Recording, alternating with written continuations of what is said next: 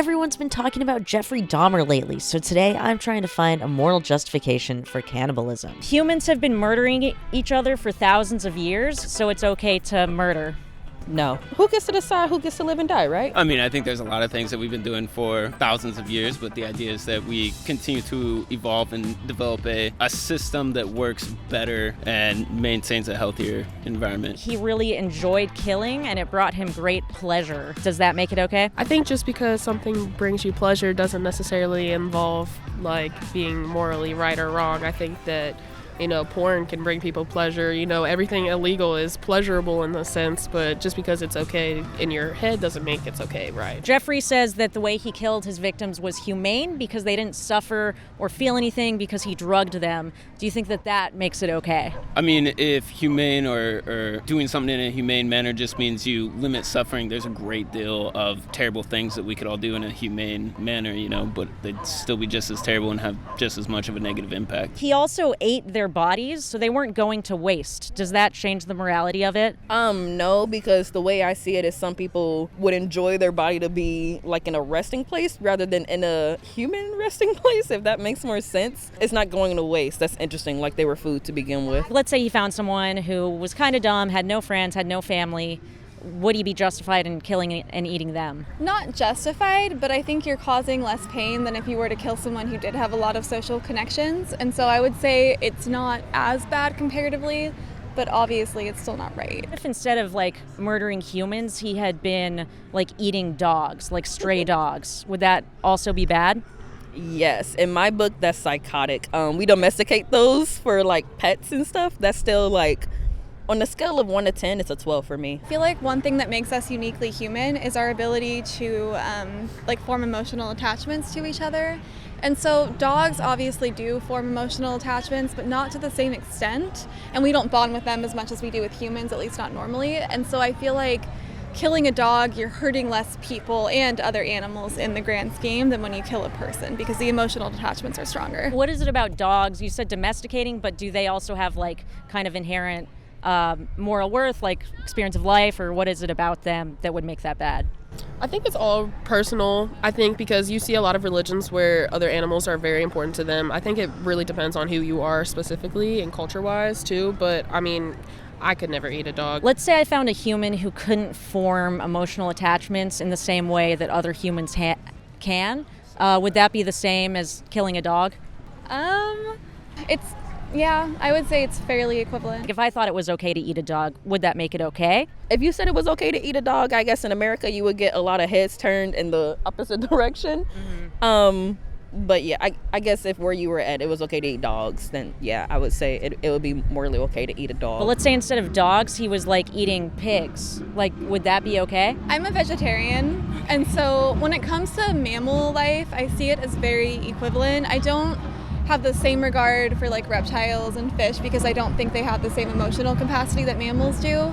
But no, I would say it's equivalent. So the action change is dependent on the culture? The culture, the area. Because there are cannibalism. I mean, there are cannibals that we know of that live in that culture where they believe that it's okay. Does that make it okay, though? I personally don't think that it makes it okay. I think it's hard to define morality because I think each individual defines it.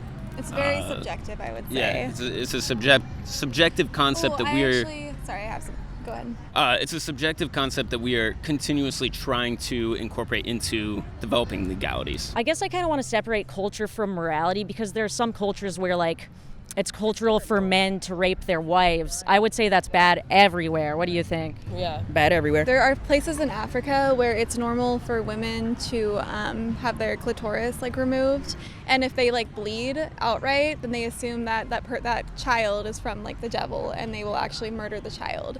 So that's a cultural norm, but I think most people would agree that it is not moral. Let's kind of circle back. We kind of talked about dogs, and you said something about chicken. Do y'all eat animal products? Yeah, I like me some cows, some chicken. Yeah. Little pig. Do you think that do you think animals have any inherent moral worth like dogs? I think they do. I like a good-looking cow that just looks like they're enjoying their time. But still to this day, we've made it okay. And so I like me a good hamburger. That kind of goes back to kind of the cultural, just because the culture has made it okay, does that make it okay? We talked about earlier that just because he enjoyed killing people doesn't necessarily make it okay. So I could go vegetarian if like I don't care enough about the cow. So I see what you get. I don't care enough about the cow and their feelings to stop eating cow. So I'm curious, like, you're vegetarian. What about like dairy and eggs? Like, do you still consume those products? I do, but actually at our house in Idaho, we have people who sell eggs, like their own like locally produced eggs. And so I do, but I'm very environmentally cautious about where I get them from. If he didn't care about his victims, that doesn't make it okay to kill them, correct? Yes. And the only thing is, and I guess it goes back to what you say on the level of like intelligence. I don't value the cow. He didn't value his victims. However, animals and humans are on a different level. I was eating eggs from like kind of a local place, and I asked them where they got their chickens, and they got them from hatcheries. Do you know like what the moral problem with like hatcheries is, or like moral issues with eggs? Because it's not something that I knew. I don't. So in the meat and dairy industry, there are chickens that are used for eggs, and there are chickens that are used for meat, and there's no crossover, right? So like the male chicks that are born into the egg industry, they don't lay eggs, right? So what do you think happens to them? I mean, they're probably used for their meat, I would assume. They can't be used for their meat because they don't grow big enough fast enough. Oh. So they're just murdered? Basically, they're put onto like a conveyor belt, and it goes into like a giant blender called a macerator, and they're just ground up alive on like their first day of life. What is the moral difference between humans and animals that makes it okay to eat animals but not humans? I mean, I think a lot of it is probably the consent issue. They can't give it, right? Can't, yeah. But we said earlier that if a human doesn't give consent, it's still bad. So does that change your answer? I don't know. I mean, I don't want to say intelligence and stuff like that, but I mean, it's kind of just the remark of not being able to say no, like talk back, or being like, I mean, I don't really. That's hard because I guess from a certain standpoint, it gets confusing because you could classify a human as an animal as well. But True. I feel like as an animal, the cultures did grow to accept a cow or a chicken or whatever to eat. But personally, if I look at a live chicken and you were to kill it in front of me, my appetite would be gone. I think what you're arguing then is even if they are purchasing chickens from these hatcheries, and they're obviously giving them a better life, like they have space to roam around, but I think you're trying to argue that it's guilty by association. Is that kind of the point you were making? The point I'm making is that when they buy these chickens from the hatcheries, they're keeping the hatcheries in business. Guilty by association, essentially. The other thing that I think is important is like, so egg-laying hens only produce eggs during their reproductive years. So what happens to them when they no longer produce eggs? They go on that conveyor belt. Then they're just slaughtered for like cheap chicken products. Yeah. So what does that say about the process and your feelings toward it if you wouldn't want it be done in front of you? Does that mean that maybe there's something that you're not okay with about that, and maybe we've been disconnected? I'm not a huge meat eater. I'll eat like chicken and turkey, but I prefer my veggies. So, yeah. But there's nutritional issues with being vegan. Are there? I mean, vitamin B12 deficiency. I actually remember reading a study where like 98% of vegans were deficient in B12, and like 50% of vegetarians were also deficient. And so I think there are issues with that. But now that I know about the hatcheries, I think it would be worth asking them, where are you sourcing your chickens from? Because now I can make an educated decision. Do you have anything that does justify eating animals? It's already been made culturally okay. I don't know. It's not. And I guess we're trying to go away from the culturally immoral aspect, but that's kind of like where I'm at. I'm hungry. I go to the grocery store, and they already got the chicken cutlets ready. I'm going to put it in my air fryer, and I'm going to eat it. And I do want to touch on the B12 point, because there have been more recent studies where it's not an issue that vegans are deficient. Some vegans are because they don't take B12, which is so stupid. Like, if you are going to go vegan, you have to take B12. But now it's in oat milk, is a lot of times fortified with B12, nutritional yeast. Like, a lot of companies have been adding that in because it was an issue. A chicken or a cow, they're on farm lives and they are bred to be killed. So do I think it's consensual? No, I think it's wrong in a way, but I do think that that's the cultural norm and that's the circle of life when it comes to that animal. I do think they could be treated better when they are here on this earth, but people need their protein, so people are going to continue to eat it. Are there any ethical problems with the dairy industry, do you think?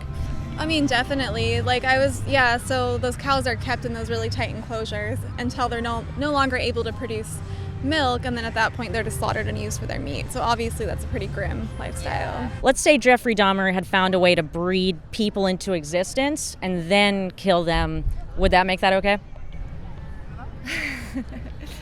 I don't know, because a person's very different than a chicken. Chickens, I mean, at a certain point, they get so fat that they can't walk. And then That's because we've bred them that way. Yeah, genetically modified. We bred them that way to make their breasts grow. Yeah, I was going to say to make him full for us. And I mean, he would probably have do the same to make it better for him, you know? And I mean, no, I don't think it makes it any better naturally. I think that's what we're stuck with. Unfortunately, I agree. It's kind of like the individual versus the world type in that sense. Like, yes, we know that it's wrong, that we probably shouldn't be killing these chickens. We do dissociate ourselves from that standpoint so far enough to where it doesn't even faze us. If you could live a life where you intentionally harmed humans, intentionally harmed animals, or neither, what would you choose? I mean, of course I Neither, would choose right? neither. Of course.